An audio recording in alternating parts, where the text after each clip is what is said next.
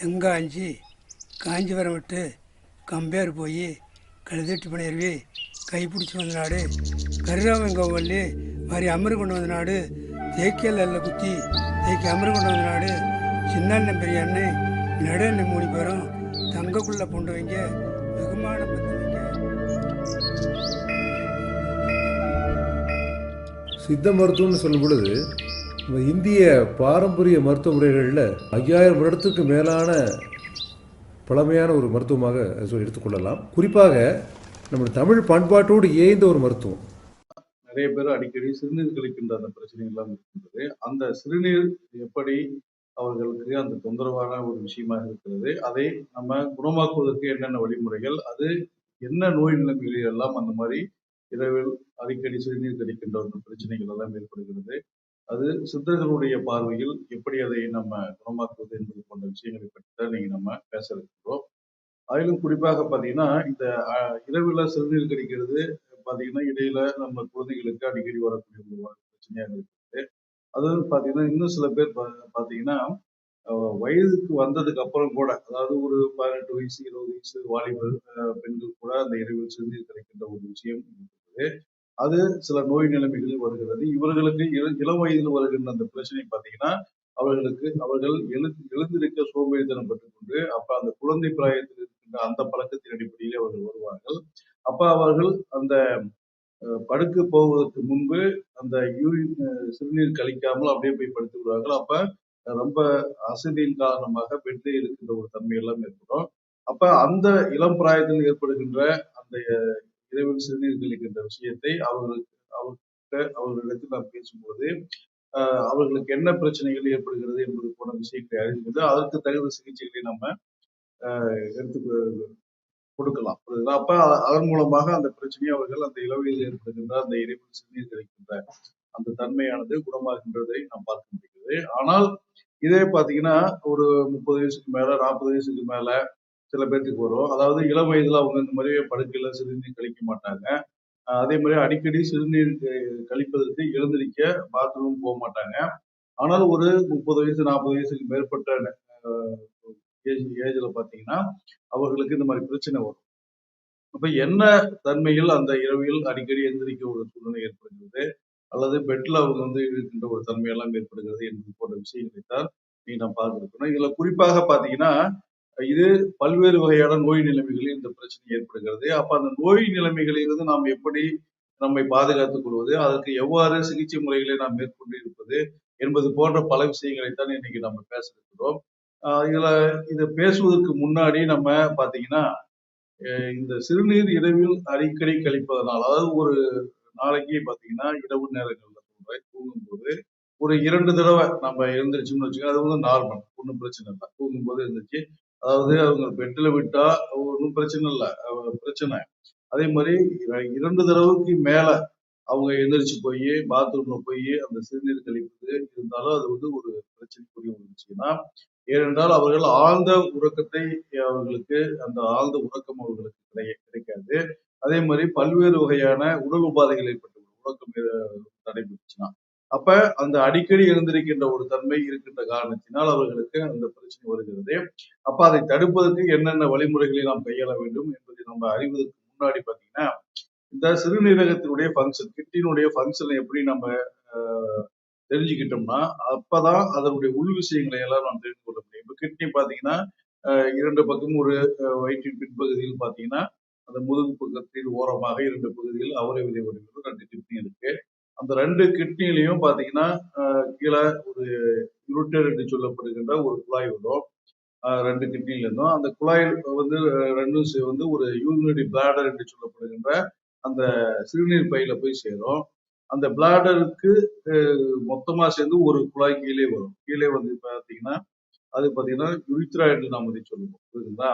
இது சிறுநீர் குழாய். அதாவது இதுதான் அந்த சிறுநீர் பையிலிருந்து சிறுநீரை வெளியே தள்ளுகின்ற, அதாவது வெளியில நம்ம போகின்ற அந்த குழாயாக இருக்கிறது. இந்த மொத்த உறுப்புகள் தான் அந்த கிட்னி சிஸ்டத்துடைய அமைப்பு. இதுல பாத்தீங்கன்னா இந்த கிட்னி 2 பக்கமும் இருக்கு இல்லைங்களா, அந்த கிட்னில பிளட் சர்க்குலேஷன் இருந்துகிட்டே இருக்கும். அப்ப அந்த பிளட்ல இருந்து யூரின் பிரித்தெடுக்கின்ற தன்மை, அந்த ஃபார்மேஷன் தன்மை எல்லாம், அங்க ஃபில்ட்ரேஷன் தன்மை எல்லாம் அங்க ஏற்படும். அப்ப அங்குதான் யூரின் வந்து பிரித்தெடுக்கப்படுகிறது. அப்ப பிரித்தெடுக்கப்படும் பொழுது அந்த யூரின் அப்படியே யூரிட்டர் வழியாக வந்து யூரினரி பிளாடர்ல வந்து சேகரிக்கப்பட்டு அதில் அதிகமாக சேகரிக்கப்பட்ட பின்னர் யுரித்ரா வழியாக அது வெளியேறுகிறது. இதுதான் அதனுடைய பிசியாலஜி. புரியுதுங்களா? பிசியாலஜி அந்த அனாட்டமி அதுதான். அப்ப நீங்க இந்த இப்படி இருக்கும் பொழுது பாத்தீங்கன்னா இது என்ன தன்மை காரணமாக இப்படி இரவில் அடிக்கடி சிறுநீர் கழிக்கின்ற ஒரு பிரச்சனைகள் ஏற்படுகிறது என்று பார்த்தோம் என்று சொன்னால், ஒரு குறிப்பிட்ட வயது, அதாவது ஒரு 60 வயதுக்கு மேற்பட்டவர்களுக்கு இந்த பிரச்சனை வருகிறது. இதுக்கு என்ன காரணம் என்று சொன்னால் ADH என்று சொல்லப்படுகின்ற ஒரு ஹார்மோனுடைய குறைபாடு தான். இந்த ADH ஹார்மோன் வந்து நம்ம குறைபாடும் பொழுது அந்த நீர்த்துவமானது உள்ளே உறிஞ்சப்படுகிற தன்மை குறைகிறது. அப்ப அந்த ADH குறைவதனால் யூரினேஷன் வந்து அதிகமாக யூரின் வெளியேறுகின்ற ஒரு தன்மை ஏற்படுகிறது. அப்ப அந்த வயது 60 வயது கடந்தவர்களுக்கு அந்த மாதிரி பிரச்சனை வரக்கூடிய வாய்ப்பு இருக்குது. அப்ப அந்த ADH ஹார்மோன் வந்து சுரப்புறது கொஞ்சம் குறைவாக இருப்பதன் காரணமாக அந்த யூரின் ஃபார்மேஷன் அதிகமாகிறது. அப்ப அடிக்கடி சிறுநீர் கழிக்கின்ற ஒரு தன்மை எல்லாம் அவர்களுக்கு ஏற்படுகிறது. இது கிட்னி லெவல்ல இருக்கின்ற ஒரு பிரச்சனை. அடுத்தபடியாக பாத்தீங்கன்னா இந்த பிளாடர்ல ஏதாவது ஒரு இன்ஃபெக்ஷன் ஏற்பட்டு நோய் தொற்று ஏற்பட்டுச்சுன்னு வச்சுங்களேன். அப்ப அந்த பிளாடர் உங்களுக்கு அந்த நோய் தொற்று ஏற்படுவதன் காரணமாக அந்த சிறுநீர் வந்து வெளித்தள்ளுகின்ற தன்மையை வந்து அடிக்கடி நிகழ்கிறது. அப்ப அடிக்கடி நிகழும் பொழுது அதை கொஞ்சம் யூரின் போனதுக்கு அப்புறம் யூரின் போன உணர்வு ஏற்பட்டுவிடும். யூரின் போன உணர்வு ஏற்பட்டுவிடும். அப்புறம் திரும்பி வந்து படுப்பாங்க, திரும்பி யூரின் வர மாதிரி இருக்கும். இந்த மாதிரியான ட்ரபிள் அந்த இன்ஃபெக்ஷன், அதாவது பிளாடர்ல ஏதாவது ஒரு வகையான இன்ஃபெக்ஷன் ஏற்பட்டுச்சுன்னா இந்த மாதிரி பிரச்சனைகள் ஏற்படும். அடுத்தபடியாக பாத்தீங்கன்னா இரவு நேரங்களில் அதிகமாக தண்ணி குடிப்பது, அதே மாதிரி காஃபி குடிப்பது. அதாவது நம்ம அந்த டின்னருக்கு அப்புறம் நம்ம தண்ணி வந்து நிறைய குடிக்க கூடாது. அதே மாதிரி காஃபி, அதே மாதிரி இரவு நேரங்களில் மாலை வேளைகளில் ஒரு காஃபி குடிக்கிறதோட நம்ம நிறுத்திக்கிட்டோம். அதுக்கப்புறம் நம்ம இரவு டின்னர் சாப்பிட்டதுக்கு அப்புறம் ஒரு காஃபி குடிக்கிறது, அதுக்கு முன்னாடி ஒரு காஃபி குடிக்கிறது, இந்த மாதிரி எல்லாம் நம்ம வச்சுக்கணும். ஏன்னா அதுல இருக்கிற அந்த கஃபைன் அப்படிங்கிறது யூரினை வந்து அதிகமாக ஃபார்மேஷன் செய்யக்கூடிய ஒரு தன்மை அந்த கஃபைனுக்கு இருக்கின்றது. ஆனால் நம்ம அந்த காஃபியை வந்து இரவு வேளைகளில் குடிப்பதை நாம தவிர்த்து விட வேண்டும். அது மாதிரி பாத்தீங்கன்னா தண்ணி வந்து பகல் வேளைகளில் நம்ம நிறைய குடிக்கலாம். நம்ம தாகத்துக்கு தகுந்த மாதிரி நம்ம இஷ்டத்துக்கு குடிச்சுக்கலாம், ஒன்றும் பிரச்சனை இல்லை. ஆனால் இரவு வேளைகளில் நீங்கள் அதிகமாக தண்ணீர் குடிக்கும் பொழுது அது உங்களுக்கு தூக்கத்தை குலைப்பதற்குண்டான ஒரு வேலையை, அந்த யூரின் ஃபார்மேஷன் அதிகமாகி உங்களுக்கு அடிக்கடி சிறுநீர் கழிக்கின்ற ஒரு பிரச்சனை அந்த இரவு வேளைகளில் தண்ணீர் குடிப்பதனால. அதனால நம்ம டின்னருக்கு அப்புறம் நம்ம தண்ணீர் அதிகமாக குடிப்பதை நம்ம கொஞ்சம் தவிர்த்து விட வேண்டும். இது ஒரு மிக முக்கியமான ஒரு விஷயம். புரியுதுங்களா? அடுத்தபடியாக பாத்தீங்கன்னா உங்களுக்கு அந்த கஃபைன்லாம் இருக்குன்னு சொன்னீங்களா, அந்த கஃபைன் வந்து அதிகமான ஒரு யூரின் ஃபார்மேஷனை வந்து உருவாக்குகின்ற ஒரு தன்மை எல்லாம் அந்த கஃபைனுக்கு இருக்கின்றது. அப்ப அந்த காப்பியை நம்ம பகல் வேளைகளில் நம்ம சாப்பிடலாம், இரவு வேளைகளில் கொஞ்சம் குடிக்காம இருக்க வேண்டும். அது மிக முக்கியமான ஒரு விஷயமாக இருக்கிறது. அடுத்தபடியாக பாத்தீங்கன்னா இன்னும் சில பேருக்கு பீடல் அடிமை என்று சொல்லப்படுகின்ற காலில் வீக்கம் ஏற்படும் சில பேருக்குலாம். அப்ப அந்த கால்ல வீக்கம் ஏற்படுகின்ற நபர்கள் என்ன பண்ணுங்கன்னா இரவு வேளைகளில் அவர்களுக்கு அந்த யூரின் போகின்ற ஒரு தன்மையெல்லாம் அதிகமாக இருக்கும். அப்ப அந்த மாதிரியான நபர்கள், அதாவது காலில் அடிக்கடி வீக்கம் ஏற்படுகின்ற அந்த நபர்கள் பாத்தீங்கன்னா மதிய வேளைகளில் ஒரு சிறிய ஒரு தூக்கத்தை நம்ம அவர்களுக்கு போட்டு விட வேண்டும். ஏனென்று சொன்னால் அப்ப அந்த தூக்கம் போடும் பொழுது அந்த காலை தலைக்கு மேலாக உயர்த்தி கொண்டு கொஞ்சம் தலைவணி 2 தலைவணி வச்சு உயர்த்தி வைக்கும் போது அதில் இருக்கின்ற அந்த நீர்கள் எல்லாம் இறங்கி அந்த சிறுநீர் அதிகமாக வெளியேறுகின்ற ஒரு தன்மையெல்லாம் ஏற்பட்டுவிடும்.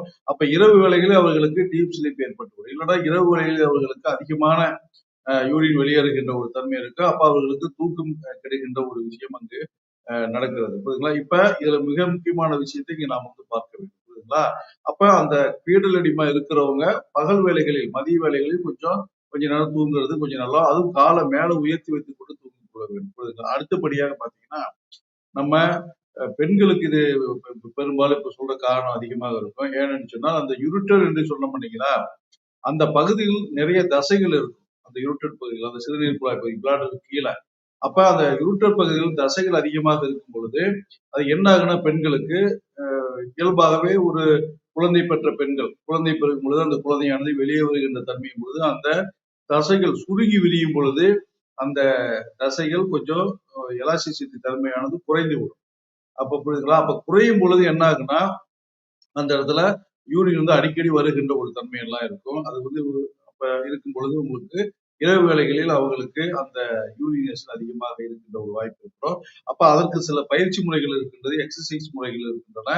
அந்த முறைகளை அவர்கள் செய்தார்கள் என்று சொன்னால் அந்த தசைகளுடைய தன்மை மாறாமல், அந்த எலாஸ்டிசிட்டி தன்மை மாறாமல் இருக்கிறதுக்கான வாய்ப்புகள் அந்த எக்ஸசைஸ் மூலமாக ஏற்படும். அப்ப அவர்களுக்கு அந்த இரவு வேளைகளில் அடிக்கடி யூரின் வருகின்ற தன்மை அவர்களுக்கு தடுக்கப்படும். புரியுதுங்களா? அது மிக முக்கியமான ஒரு விஷயம். அதை அவர்கள் கவனத்தில் கொள்ள வேண்டும். அடுத்தபடியாக நம்ம பார்க்க இருக்கின்ற மிக முக்கியமான ஒரு விஷயம் அப்படின்னு பார்த்தீங்கன்னா, சுகர் பேஷண்ட். சுகர் பேஷண்ட் உங்களுக்கே தெரியும், அதிகமான நோயாளிகளுக்கு இந்த இப்ப பிரச்சனை இருக்குது. ஏன்னா யூரின் வந்து அடிக்கடி போகிற, அதாவது சுகர் பேஷண்ட்டுக்கு மிக முக்கியமான ஒரு குறிகள் வந்து எக்ஸசிவ் யூரினேஷன் தான். புரியுதுங்களா? அதிகமாக அதிகமாக யூரின் போகக்கூடிய தன்மை அவர்களுக்கு இருக்கும். அதிலும் குறிப்பாக பாத்தீங்கன்னா இரவு வேளைகளில் அவர்களுக்கு அதிகமாக யூரின் போகின்ற ஒரு தன்மை இருக்கும். அப்ப அவர்கள் அதுக்கு என்ன செய்ய வேண்டும் என்று சொன்னால், ரத்தத்தில் சர்க்கரையுடைய அளவை கட்டுப்பாட்டுக்குள் வைத்திருக்க வேண்டும். புரியுதுங்களா? அப்ப கட்டுப்பாட்டுக்குள் வைத்திருக்கும் பொழுது அவர்களுக்கு அந்த யூரினேஷன் வந்து கொஞ்சம் குறைவாக இருப்பதற்கான ஒரு வாய்ப்புகள் ஏற்படுகிறது. அப்ப ஆட்டோமேட்டிக்கா அவர்களுக்கு அந்த அடிக்கடி சிறுநீர் இரவில் கழிக்கின்ற ஒரு தன்மை ஏற்படாமல் இருக்கும். அப்ப ஏற்படாமல் இருக்கும் பொழுது அவங்க ஆட்டோமேட்டிக்கா எந்த பிரச்சனையும் அவர்களுக்கு வரக்கூடாத ஒரு வாய்ப்புகள், வரக்கூடாத வாய்ப்புகள், அதாவது அந்த நோய் நிலைமையில் இருந்து விடுபடுகின்ற ஒரு தன்மை அவர்களுக்கு புரியுதுங்களா? அடுத்தபடியாக பாத்தீங்கன்னா சில பிபி பேஷண்ட் இருப்பாங்க. அதே மாதிரி அந்த பிபி பேஷண்ட் நிறைய மருந்து சாப்பிடுவாங்க. அப்ப அவங்களுக்கு அந்த சிறுநீரகை பெருக்கிக்கின்ற மருந்துகள் எல்லாம் அப்ப கூட கொடுத்திருப்பாங்க. புரியுதுங்களா?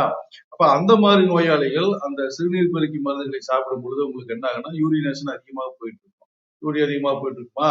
அப்ப அந்த மாதிரியான நோயாளிகள் என்ன பண்ணணும் அப்படின்னா, அந்த இரவு வேளைகளில் சாப்பிடுகின்ற அந்த மாத்திரை, அதாவது அந்த யூரின் சிறுநீரை பெருக்குகின்ற மாத்திரைகள் இருந்தால், அப்ப அதை காலையில நாம வந்து மாற்றிக்கொள்ள வேண்டும். இரவு வேளைகளே சாப்பிடக்கூடாது. அதாவது தொந்தரவு இருக்கிறவங்களுக்கு தான். இப்ப இரவு வேளையில அடிக்கடி நீங்க ரெண்டு தடவைக்கு மேல ஒண்ணுக்கு எந்திரிக்கிறீங்க அப்படின்னா, அப்ப நீங்க அந்த பிபி மாத்திரையோடு அந்த சிறுநீர் பெருக்குகின்ற அந்த மாத்திரையை நீங்கள் சேர்த்து சாப்பிட்டீங்க என்று சொன்னால், அந்த சிறுநீர் பெருக்குகின்ற அந்த மாத்திரையை காலை வேளைகளில் நீங்கள் மாற்றி சாப்பிட வேண்டும். உங்களுடைய மருத்துவருடைய ஆலோசனையின் பேரில் அதை நீங்க செய்து கொள்ளலாம். இப்படி நீங்க அதை சொன்னீங்கன்னா அவரு உங்களுக்கு அதை ஆல்டர்னேட்டிவா கொஞ்சம் சேஞ்ச் பண்ணி கொடுப்பாரு. அப்ப உங்களுக்கு அந்த யூரினேஷன் வந்து இரவு வேளைகளில் இருப்பது கொஞ்சம் குறைந்து போகும். இது வந்து மிக முக்கியமான ஒரு விஷயம். இதை நாம் வந்து கவனத்தில் கொள்ள வேண்டும். அப்ப அடுத்தபடியாக பாத்தீங்கன்னா குரட்டை, அதாவது ரொம்ப பேருக்கு அதிகமான குரட்டை எல்லாம் ஏற்படும். இது வந்து ஒபேசிட்டி அதிகமா இருக்கிற பேஷண்ட்டுக்கு அதிகமான பிரச்சனை வரும். இவங்களுக்கு என்னன்னா குரட்டையில வந்து மூச்சு தடைபடுகின்ற ஒரு விஷயம் எல்லாம் அங்க நடக்கும். புரியுதுங்களா? அப்ப என்ன பண்ணணும் அப்படின்னா, அவர்கள் அந்த குரட்டையை போக்குவதற்குண்டான ஒரு வழிமுறையை, ஒரு சிகிச்சையை அவர்கள் எடுத்துக்கொள்ள வேண்டும். ஏன்னு சொன்னால் அவர்களுக்கு அந்த குரட்டை மூச்சு தடைபடும் திடீர்னு எந்திரிச்சிருவாங்க. திடீர்னு உடம்பே நடுங்கிடும். நடுங்கி எழுந்திரிச்சோ, தூக்கத்துல இருந்து எழுந்திரிச்சோ உடனே அவர்களுக்கு யூரின் போகின்ற ஒரு தன்மை எல்லாம் இருக்கும். அப்ப ஆட்டோமேட்டிக்கா அவர்களுக்கு யூரின் போவாங்க. இதே மாதிரி அடிக்கடி நடக்கும் அந்த இரவு வேளைகள். அப்படி நடக்கும் பொழுது அவர்களுக்கு ஒரு டிஸ்டர்ப்டு ஸ்லீப் தான் ஏற்படும். அப்ப அந்த டீப் ஸ்லீப் ஏற்பட வேண்டும் என்று அவர்கள் விரும்பினால் அந்த குரட்டை போன்ற விஷயத்தை அவர்கள் தவிர்க்க வேண்டும். தவிர்க்க வேண்டும் என்று சொன்னால் அதுக்கு சரியான மருத்துவரை அணுகி சிகிச்சை பெற்றுக் கொள்ள வேண்டும். இதுதான் அதுக்கு மிக முக்கியமான ஒரு விஷயம். அடுத்தபடியாக பாத்தீங்கன்னா இந்த கிட்னில வருகின்ற பல்வேறு வகையான நோய்கள். முதல்ல பாத்தீங்கன்னா அதுல சிறுநீரக கல், யூரினரி கால்குலை என்று சொல்லப்படுகின்ற சிறுநீரக கற்கள் அதில் ஏற்படும் பொழுது, அப்ப உங்களுக்கு அந்த அடிக்கடி யூரின் போகின்ற ஒரு தன்மை ஏற்படும். குறிப்பாக இரவு வேளைகளில் ஏற்படும். அப்ப அந்த சிறுநீரக கல் என்ன மாதிரியான கல் இருக்கின்றது என்று நாம் அதை தெரிந்து கொண்டு அதற்கு தகுந்த சிகிச்சை முறையை நாம் எடுத்துக்கொள்ளும் பொழுது அந்த சிறுநீரக கல் தவிர்க்கப்படும், குணமாக்கப்படும். அப்ப ஆட்டோமேட்டிக்கா உங்களுக்கு எக்ஸசிவ் யூரின் வந்து இரவு வேளைகளில் இருக்காது. அப்ப ஆட்டோமேட்டிக் உங்களுக்கு ரொம்ப டீப் ஸ்லீப் வருகின்ற ஒரு தன்மை எல்லாம் இருக்கும். அப்புறம் அந்த கிட்னி பகுதிகளில் உள்பகுதிகளில் ஏற்படுகின்ற பல்வேறு வகையான இன்ஃபெக்ஷன், ஏதாவது இன்ஃபெக்ஷன் ஏற்கனவே நம்ம பிளாடர்ல இன்ஃபெக்ஷன் சொன்னோம் இல்லைங்களா? அதே மாதிரி அந்த கிட்னி ஏரியாவில் ஏதாவது இன்ஃபெக்ஷன் ஏற்பட்டுச்சுன்னா உங்களுக்கு அந்த பிரச்சனைகள் உருவாகும். இப்ப இந்த மாதிரி யூரின் பிரச்சனை வரக்கூடிய வாய்ப்புகள் ஏற்படும். இரவு வேளையில் அதிகமாக யூரின் போகின்ற ஒரு தன்மை அந்த பகுதிகளில் ஏற்படும்.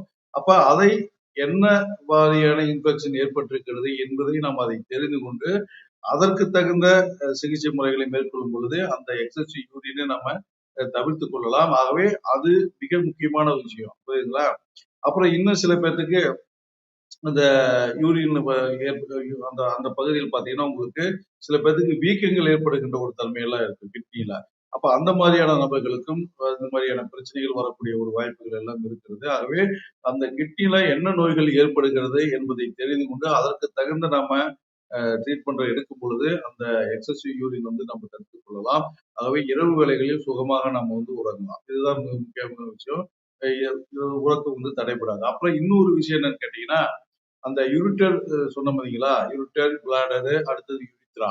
அந்த யுரித்ரா செல்லுகின்ற பகுதியில் பார்த்தீங்கன்னா, பெண்களுக்கு அந்த யுரித்ரா வந்து ஒரு குறுகிய 4.5 சென்டிமீட்டர் அந்த ரேஞ்சில் தான் இருக்கும். ஆனா ஆண்களுக்கு கொஞ்சம் நீளமா இருக்கும். அந்த பகுதியில் ஆண்களுக்கு என்ன பகுதி இருக்கணும்னா, புரோஸ்டேட் கிளாண்டுன்னு ஒரு கிளாண்ட் இருக்கு. அந்த யுரித்ரா பக்கத்துல. அப்ப அந்த புரோஸ்டேட் என்லார்ஜ்மெண்ட் சில பேத்துக்கு இருக்கும். அப்ப அந்த புரோஸ்டேட் என்லார்ஜ்மெண்ட்டோ அல்லது அதுல ஏதாவது கட்டிகள் ஏற்படும் பொழுதோ அந்த பகுதியில் யூரின் போகின்ற தன்மை, அந்த அடிக்கடி யூரின் வருகின்ற தன்மை எல்லாம் அவர்களுக்கு ஏற்படும். அப்படி ஏற்படும் பொழுது என்னாகும் அப்படின்னா, இரவு வேளைகளில் அடிக்கடி எந்திரிச்சுக்கிட்டே இருப்பாங்க. இதனால அவங்களுக்கு தூக்கம் சரியாக வராத தன்மை ஏற்படும். அப்ப அந்த புரோஸ்டேட் என்லார்ஜ்மெண்ட்டை நம்ம சரி செய்வதற்குண்டான ஒரு வேலையை, அந்த சிகிச்சை முறைகளை நம்ம எடுத்துக்கொள்ளும் பொழுது, அந்த நோயானது குறைந்து இந்த பிரச்சனையானது தீரும். இதுல பாத்தீங்கன்னா, ஆண்களுக்கு வயதாகும் பொழுது அந்த புரோஸ்டேட் கிளாண்ட் பெருசாகின்ற ஒரு தன்மையெல்லாம் இருக்குது. என்லார்ஜ்மெண்ட் நம்ம சொல்லுவோம். நம்ம ஆரம்ப நிலைகளையே அதை கவனித்துக் கொள்ள வேண்டும். ஏனென்று சொன்னால், அந்த என்லார்ஜ்மெண்ட்டை நம்ம அசால்ட்டாக விடும்பொழுது, அது இன்னும் பல்வேறு பிரச்சனைகளை கொண்டு போய் விடுகின்ற ஒரு தன்மையெல்லாம் இருக்கின்றது. ஆகவே அந்த நோய்க்கும் ஒரு சிறந்த சிகிச்சை முறையை நாம் ஏற்படுத்திக் கொள்ள வேண்டும். அடுத்தபடியாக பார்த்தீங்கன்னா, இன்சோம்னியா. இன்சோம்னியா என்று சொல்லப்படுகின்ற தூக்கமின்மை நோய்களுக்கும் சரியான சிகிச்சை முறைகளை நம்ம எடுத்துக்கொள்ள வேண்டும். ஏன்னு சொன்னால், தூக்கம் இல்லை என்று சொன்னாலே உங்களுக்கு அடிக்கடி யூரின் வருகின்ற ஒரு தன்மையெல்லாம் இருக்கும். அப்ப அடிக்கடி எந்திரிச்சு போகிறதுக்கும், அதனால ரொம்ப தூக்கம் சுத்தமா வரவே வராது. அப்புறம் உங்களுக்கு நாள் ஃபுல்லா உழைச்சு தூக்கம் வராத தன்மை ஏற்படும் பொழுது, உங்களுக்கு இது மாதிரியான பிரச்சனைகள் எல்லாம் இருக்கின்றது. ஆகவே இந்த மாதிரியான பல்வேறு வகையான நோய் நிலைமைகள் அந்த கிட்னி ஏரியாவில் உங்களுக்கு வரும் பொழுது, அந்த உண்டான அதற்குண்டான ஒரு சிகிச்சை முறைகளை நாம் மேற்கொள்ளும் பொழுது, அந்த நோய்கள் வேகமாக குணமாகின்ற ஒரு தன்மையை நாம் வந்து பார்க்க முடிகிறது. ஆகவே இது மிக மிக முக்கியமான விஷயம். ஏன்னு சொன்னால், இந்த யூரின் வந்து இரவு வேளைகளில் நம்ம அடிக்கடி எந்திரிக்க கூடாது. அதற்கு தான் நம்ம சில வழிமுறைகளை, சில உணவு முறைகளை கூட இந்த சித்தர்கள் சொல்லி இருக்கிறார்கள். அதை நம்ம கடைபிடிச்சாலே அது ஒரு 50% பிரச்சனை அது மூலமாக குணமாகும். அப்புறம் மீதி 50% அந்த நோயினுடைய தன்மையை வந்து மருந்துகள் வந்து மாற்றும். புரியுதுங்களா? அப்ப உங்களுக்கு 100% உங்களுக்கு அந்த நோய் குணமாகின்ற ஒரு தன்மை ஏற்படுகிறது.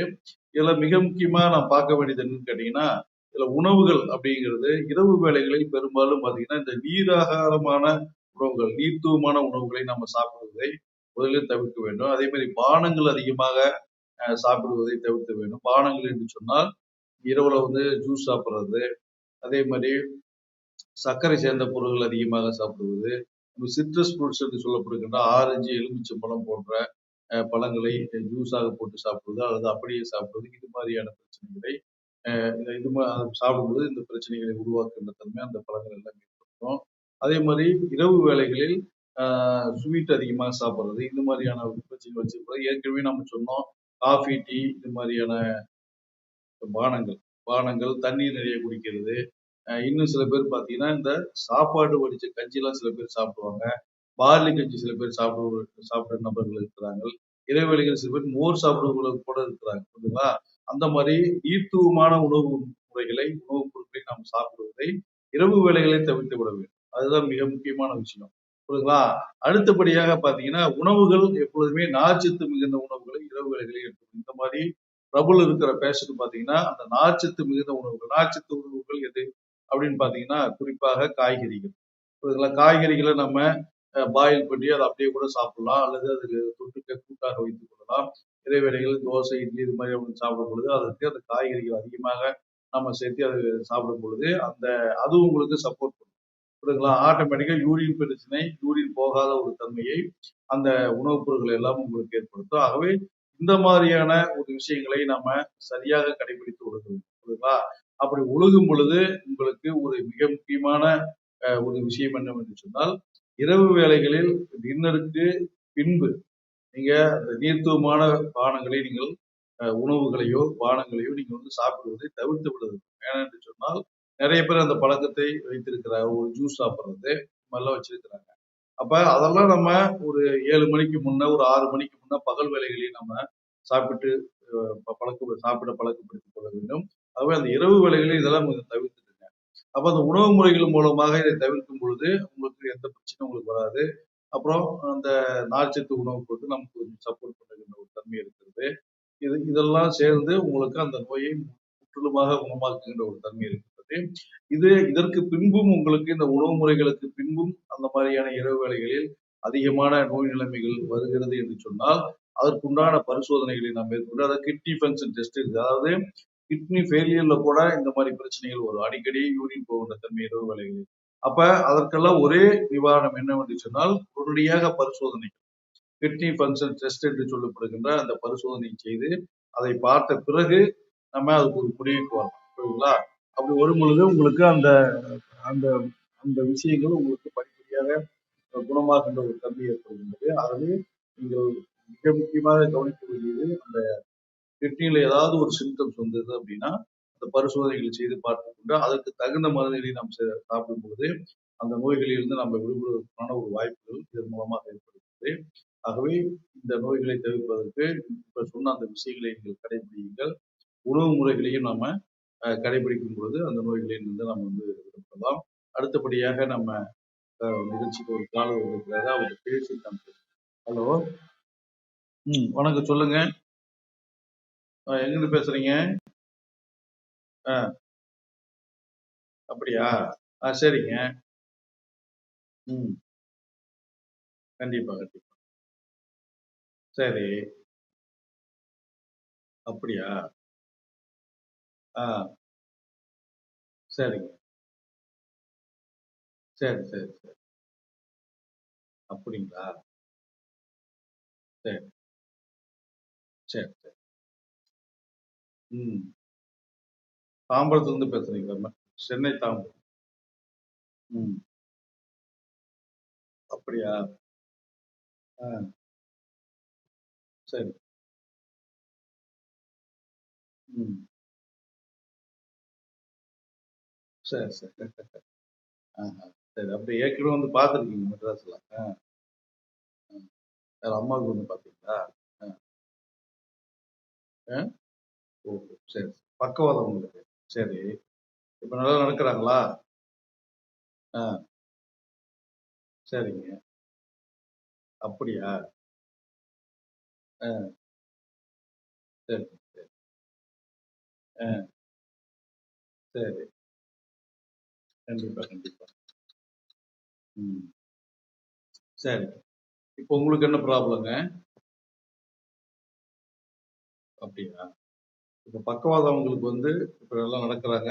ஒரு 6 மாசம் மருந்து சாப்பிட்டாங்களா? அதுக்கப்புறம் மருந்து விட்டுட்டாங்க. இப்போ வந்து சாப்பாட்ல மட்டும் கரெக்ட் பண்ணிட்டு இருக்கிறாங்க. சரி, சரி, சரி, சரி. கண்டிப்பா, கண்டிப்பா. சரி. ரொம்ப சந்தோஷம்.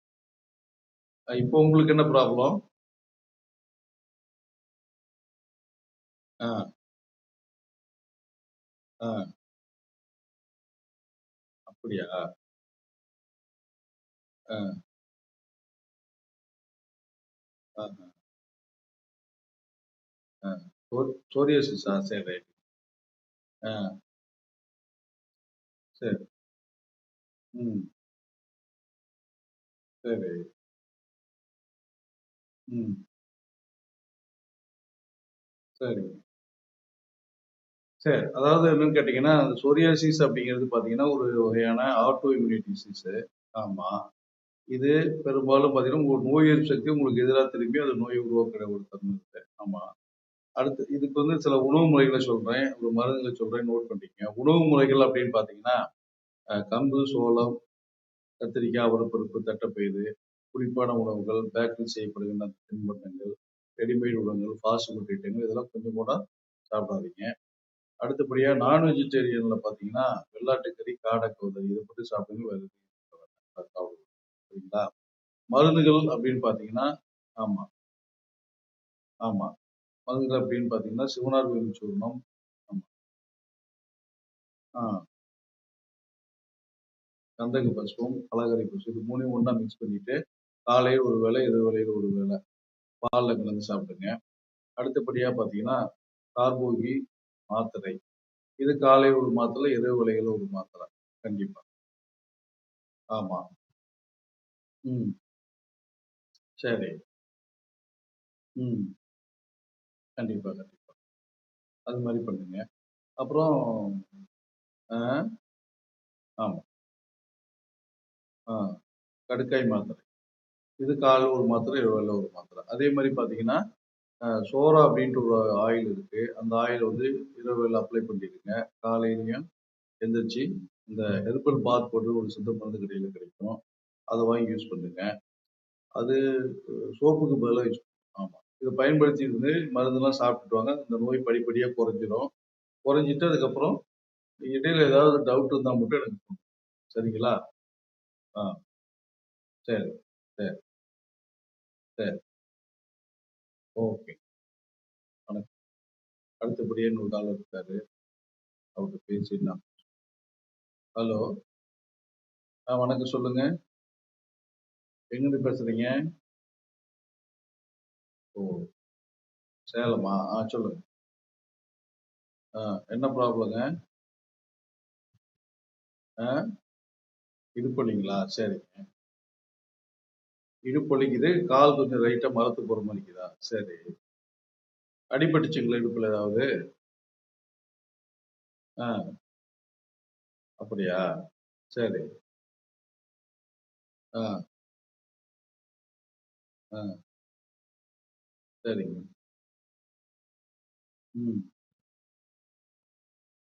ம். அப்படியா? ஆ சரி. அதாவது என்னன்னு கேட்டீங்கன்னா, அடிபடல கீழ விழுந்துட்டீங்க இல்லையா? சரி. கண்டிப்பா. எவ்வளவு வருஷம் ஆச்சுங்க? 1 வருஷமா? சரி. நான் சில மருந்து சொல்றேன். ஒரு உணவு பொருட்கள் சொல்றேன் நோட் பண்ணிக்கங்க. இப்ப பார்த்தீங்கன்னா, உருளைக்கிழங்கு, வாழைக்காய், முருங்கைக்காய், கொத்தவரங்காய், புளிப்பு இதெல்லாம் கொஞ்சம் சாப்பிடாதீங்க. அதே மாரி அசைவ உணவுகள்ல வெள்ளாட்டுக்கறி, காடைக்கோழி முட்டை சாப்பிடுங்க. அப்புறம் பார்த்தீங்கன்னா, குளிக்கிறது, குடிக்கிறது எல்லாமே சுடுதண்ணீயா பயன்படுத்துங்க. இந்த பேக்கரி செய்யப்படுகின்ற தின்பண்டங்கள், ரெடிமேட் உணவுகள், ஃபாஸ்ட் ஃபுட் ஐட்டங்கள் எல்லாம் கொஞ்சம் அவாய்ட் பண்ணிடுங்க. சரிங்களா? ஓகே.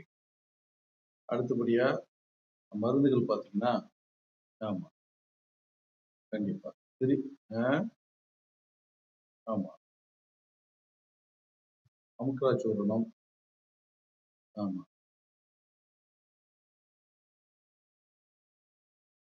ஏகாந்த செந்தூரம். இது 2யும் ஒண்ணா மிக்ஸ் பண்ணிட்டு காலை ஒரு வேளை, இரவு வேளை ஒரு வேளை அ தேன்ல கலந்து சாப்பிடுங்க.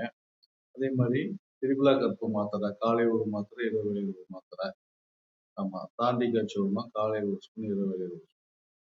இது சாப்பிட்டுட்டு வாதகேசரி தைலம்னு ஒரு தைலம் இருக்கும். இது லைட்டா சூடு பண்ணிட்டு, அந்த இடுப்பு பகுதி, மரத்து போற பகுதியில கொஞ்சம் குளிங்க.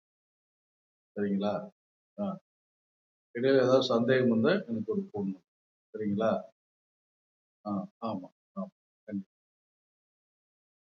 ம். ஆமா. இது சாப்பிட்டீங்கன்னாவே, அதனுடைய தன்மை, அதனுடைய வலி, அந்த மரத்து போற தன்மைலாம் கொஞ்சம் படிப்படியா குறையும். கண்டிப்பா. ஆமா. ம். சரி.